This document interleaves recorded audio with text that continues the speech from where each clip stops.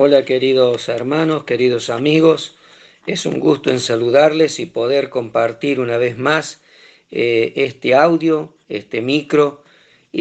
Como lo habíamos prometido, vamos a hablar de que Dios habla a su pueblo y Dios le pide a su pueblo que se esconda un poquito por un momento.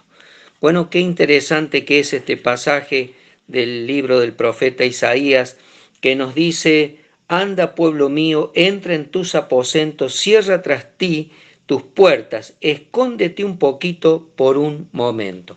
Es lo que Dios le está pidiendo a su pueblo. Por supuesto que vamos a seguir ahondando en este tema y por qué Dios pide a su pueblo que se esconda. Bueno, el próximo tema va a ser porque dice Dios: en tanto que pasa la indignación. ¿Qué indignación? La indignación de Dios. Pero ahora vamos al tema. Dios pide a su pueblo que se esconda un poquito por un momento, por un poco de tiempo. Bueno, ¿usted recuerda dónde, en qué otro lugar Dios le pidió a su pueblo que se estuviera quieto, que se estuviera, por decirlo de alguna manera, protegido, escondido? Bueno, mire, tal vez ya usted lo imaginó, tal vez ya lo escuchó.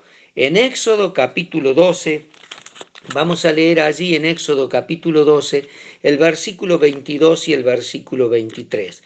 Dice: tomad un manojo de hisopo y mojadlo en la sangre, que estará en el lebrillo, y untad el dintel y los dos postes con la sangre, que estará en el lebrillo, y ninguno de vosotros salga de las puertas de su casa hasta la mañana. ¿Por qué? Aquí viene el por qué. Porque Jehová pasará hiriendo a los egipcios, y cuando vea la sangre en los dinteles y en los postes, pasará Jehová a aquella puerta y no dejará entrar al heridor en vuestras casas para herir. Bueno, qué tremendo que fue esto, ¿no? Para el pueblo de Dios. Había pasado prácticamente un año de pruebas, de dificultades para el pueblo. Habían venido 10 plagas sobre Egipto, 9 plagas, para decirlo de una mejor manera, y faltaba la última, la más terrible, donde iban a morir los primogénitos. Dios le había pedido a su pueblo que tomara un manojo de hisopo y lo debían mojar en la sangre del cordero que habían sacrificado, y que debían comer esa carne asada al fuego con verduras amargas. Dice: estará en el lebrillo, dice, y untad el dintel y los dos postes con la sangre. Y la sangre fue untada, dice, estará en el lebrillo, y ninguno de vosotros salga de las puertas de su casa hasta la mañana. Fue por un momento, fue por un periodo de tiempo que Dios le pidió esto a su pueblo, de que se quedaran puertas adentro. Tal vez está muy distante de esto que estamos experimentando los hijos de Dios como pueblo de Dios, los cristianos, los verdaderos cristianos me refiero, y cuando digo verdaderos cristianos me refiero a aquellos que han tenido un encuentro personal con Jesucristo. Seguramente esto no es comparable con lo que ocurrió, pero sí sabemos que Dios ejecutó su juicio. El pueblo se estuvo quieto, dice, porque Jehová pasará hiriendo a los egipcios, y cuando vea la sangre en los dinteles y en los postes, pasará Jehová aquella puerta y no dejará entrar al heridor en vuestras casas para herir. Miren, hay muchas personas que mueren. Dijimos en el programa anterior que no hay lugar ya en los aeropuertos para estacionar aviones, pero tampoco hay lugar en los cementerios para sepultar muertos, tampoco hay lugar en las morgues. Hay pistas de patinaje sobre hielo que se están utilizando para poner los féretros y esperando también para el turno, para que aquellas personas que han fallecido y los seres queridos de aquellos que han fallecido puedan están esperando un turno para poder llevarlo al crematorio, porque no hay lugar donde sepultar ya más muertos.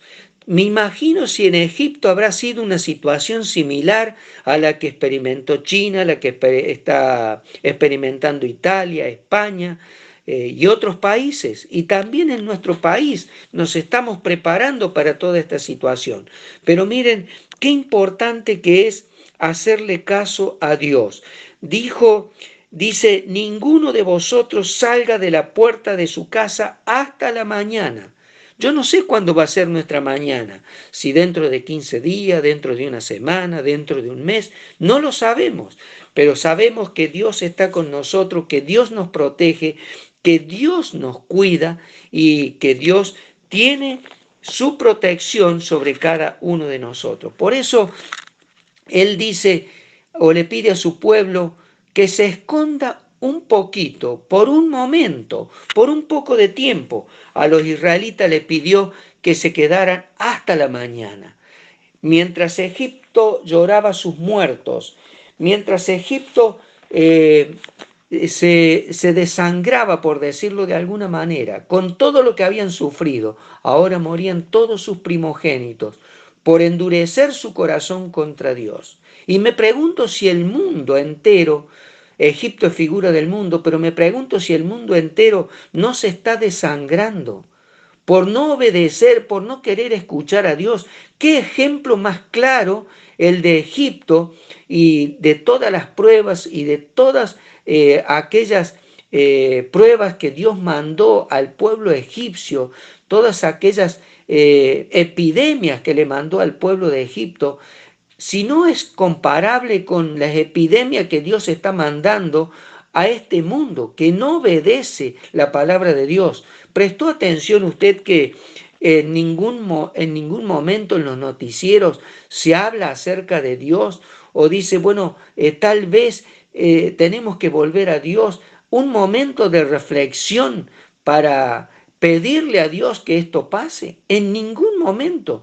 No se nota en absoluto el arrepentimiento de la maldad de los hombres, pero Dios sí le pide a su pueblo que se guarde, que se esté dentro de las puertas.